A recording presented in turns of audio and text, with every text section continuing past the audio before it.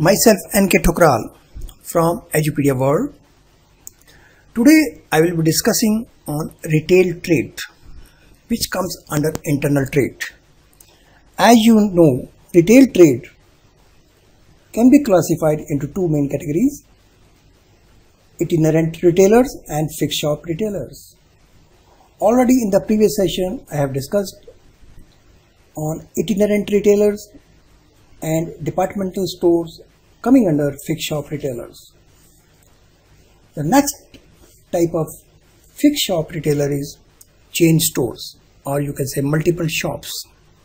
So today I will be taking on chain stores or multiple shops.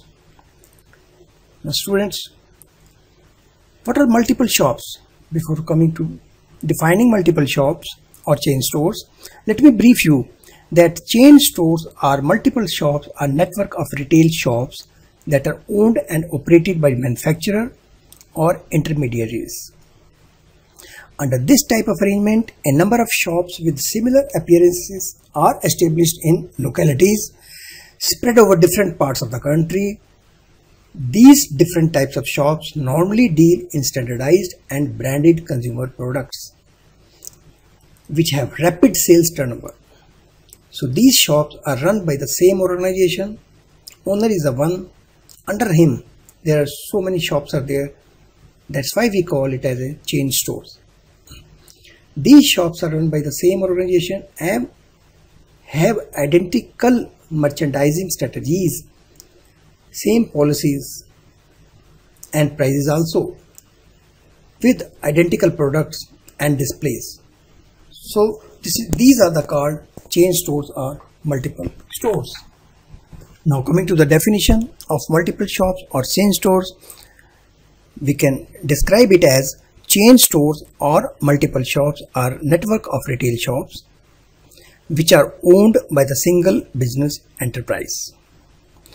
Its management is centralized. These shops are spread over different localities of the city or in different cities. The example is Nirulas, Batas and multinational company McDonald's. Everybody is aware of McDonald's, Bata also, Nirulas also. These are all coming under multiple shops or chain stores. They all have identical merchandising strategies with identical products and displays. This is the quality of these type of multiple shops.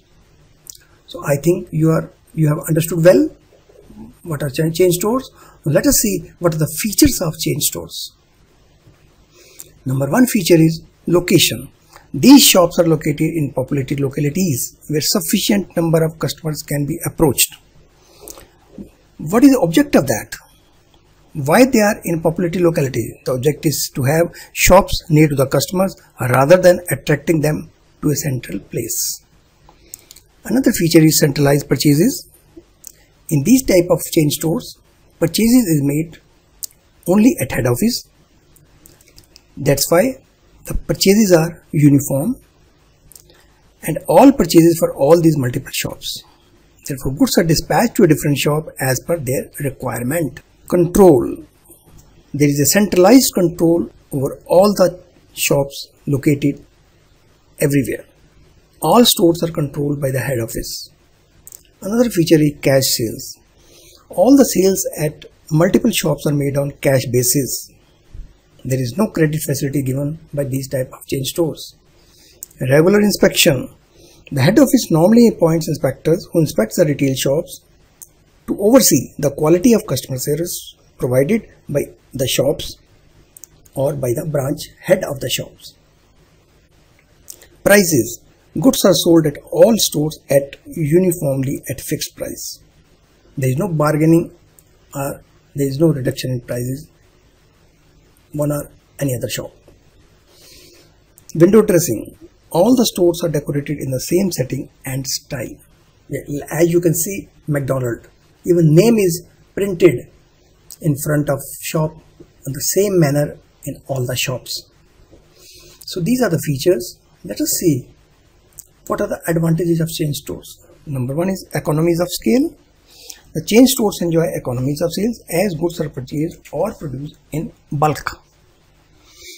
Elimination of middleman, there is no middleman in between, as customers are coming directly to these chain stores and they are buying the things on their own without involvement of any third party. No bad debts. All the sales in these shops are made on cash basis, so there is no risk of any bad debt. Another advantage is transfer of goods. The shortage of goods at one branch can be met through transfer of goods from other branches operated in the same city. This is a great advantage to all the chain stores. Diffusion of risk. The loss incurred by one shop can easily be compensated with the profit being earned or profit at the other branches. So there is the risk is reduced. Low cost. Multiple shops generally operates on a lower cost because of centralized purchasing. This is a good advantages to the chain stores. Next advantage is flexibility. The multiple shop system has high degree of flexibility, as loss-making retail shops can be closed down or shifted to other locations without any hitch. So these are the advantages of chain stores. Now students, let's see what are the limitations of chain store. Number one is limited selection of goods. Consumers get only limited choice of goods, as multiple shops deal in limited line of product of uniform quality. Another limitation is lack of initiative, as the branch manager do not enjoy any discretion and have to obey the instructions as received from the head office.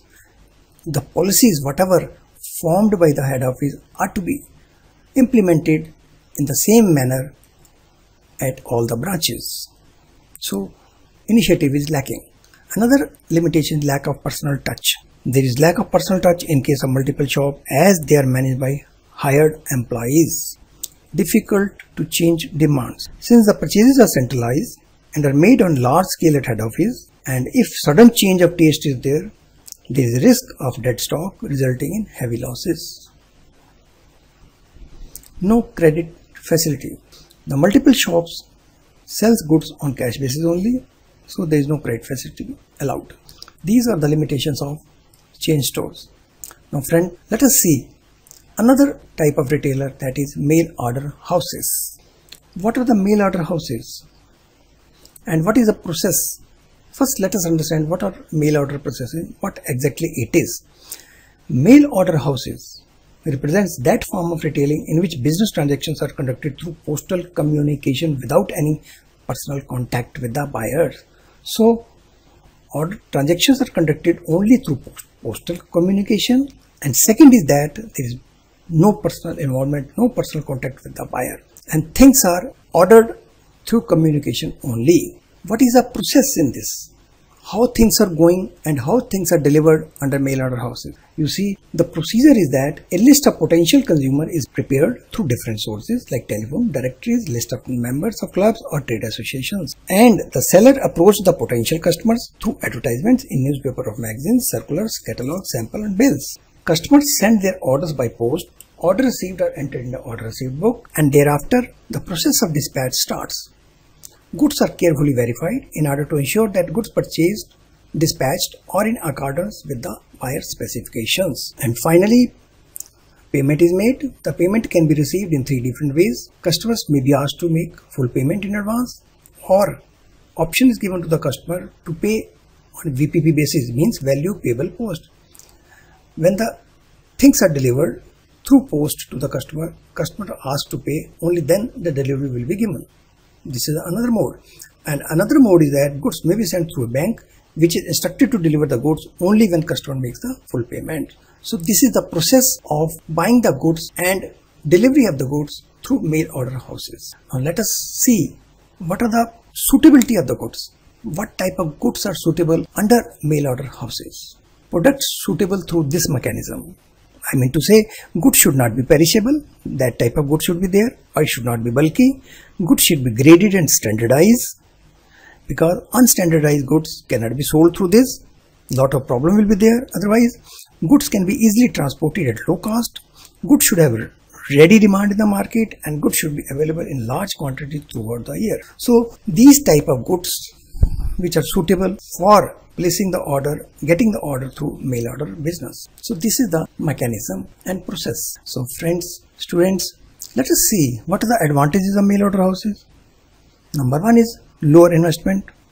As you know, there is hardly any involvement in mail order business of personal touch or any persons. So lower investment is required. I mean to say, no infrastructure is required, like shops, furniture, etc. or stocking the goods. So low capital requirement. This is the advantage. Another is no middleman. As there is no need for middleman, as there is a direct contact between buyer and the seller, it saves the amount of commission to be paid to the middleman. Another advantage is absence of bad debts. There is no risk of losses due to bad debt, as all the sales are made on cash basis only.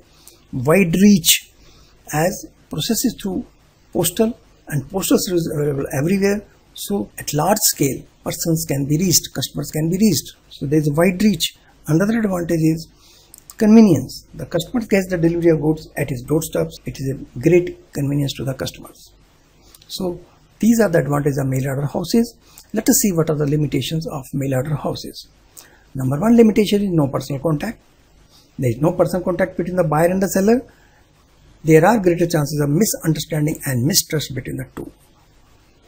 High promoting cost. Advertisement is the basis of mail order business, which itself is very costly. Another limit is no after sales service. There is absence of after sales service in this business, and there is no personal contact between the customer and the seller. So no after sales service, no credit facilities. Payment is made only through cash or through VPP. No credit facilities are given.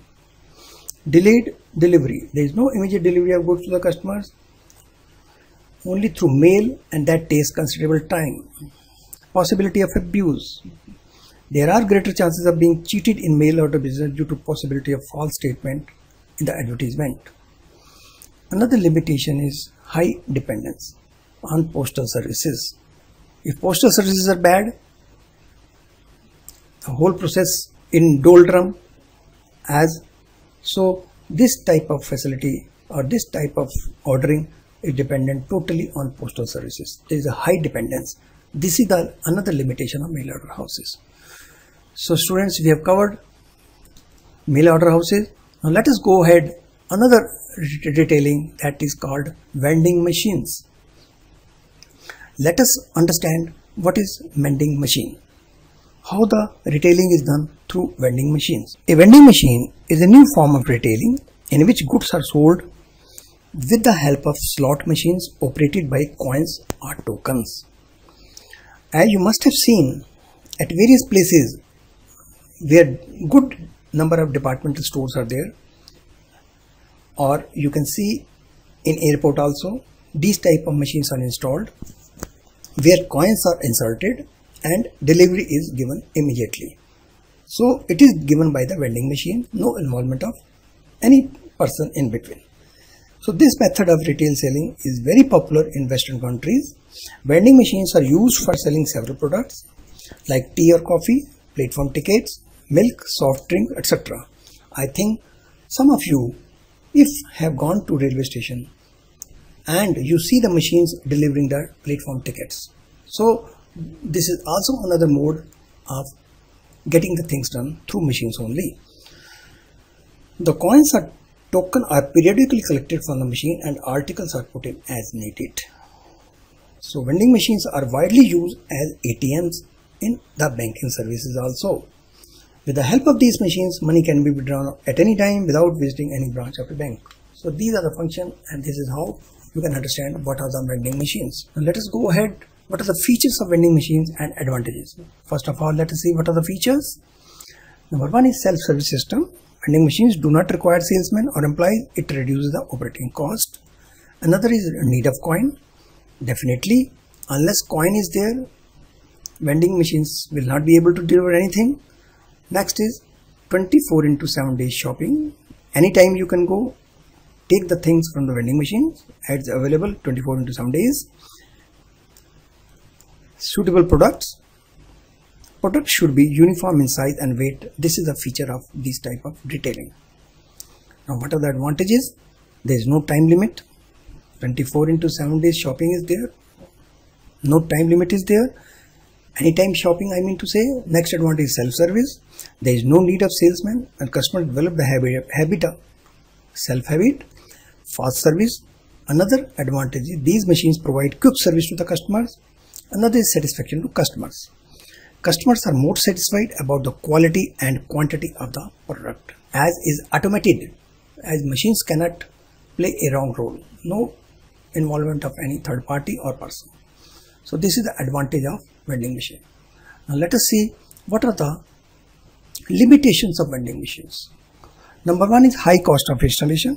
Initial cost of installing a machine is quite high, and repair is also high if it breaks down. Another is prior inspection not possible. The consumers cannot feel or see the product as in case of other trades. Here, whatever is given, price is given, whatever the item is given, if you want, machine will give the same item, no prior inspection. Another limitation is customized product. Products have to be developed according to the requirements of the machine.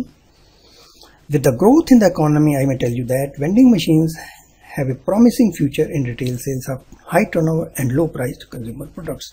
So these are the processes of vending machines and advantage limitations. So students, we have covered today all the fixed shop suppliers. So that's all for the today. Thank you. Bye bye.